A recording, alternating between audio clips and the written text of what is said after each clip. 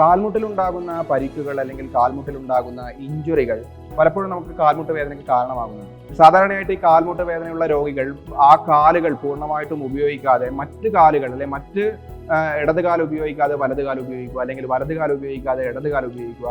ഇത്തരത്തിലുള്ള സന്ദർഭങ്ങളിലൊക്കെ ഈ കാലിന് ദൃഢത നൽകുന്ന മസിലുകളായ ഹാംസ്ട്രിങ് മസിലുകളും അതുപോലെ ക്വാഡ്രിസെപ്സ് മസിലുകൾക്കും ഒരു ബലക്കുറവുണ്ടാവുകയും അത് കാൽമുട്ട് വേദന വീണ്ടും കൂട്ടുന്നതിന് കാരണമാവുകയും ചെയ്യുന്നു. സ്ഥിരമായിട്ട് കാൽമുട്ട് വേദനയുള്ള രോഗിക്ക് നടക്കാനുള്ള ബുദ്ധിമുട്ടുണ്ടാകുന്നു. അതോടൊപ്പം തന്നെ അദ്ദേഹത്തിന് വ്യായാമം ചെയ്യാനുള്ള ബുദ്ധിമുട്ടുണ്ടാകുന്നു.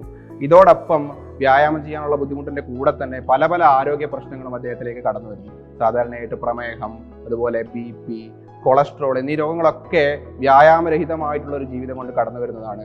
ചിട്ടയായിട്ടുള്ള ഒരു ആയുർവേദ ചികിത്സ ചെയ്തു കഴിഞ്ഞാൽ പൂർണ്ണമായിട്ടും ഇത്തരത്തിലുള്ള മർമാഭിഘാതം അല്ലെങ്കിൽ കാൽമുട്ടിനുണ്ടാകുന്ന പരിക്കുകൾ പൂർണ്ണമായിട്ടും തന്നെ നമുക്ക് ചികിത്സിച്ച് മാറ്റാൻ കഴിയുന്നതാണ്.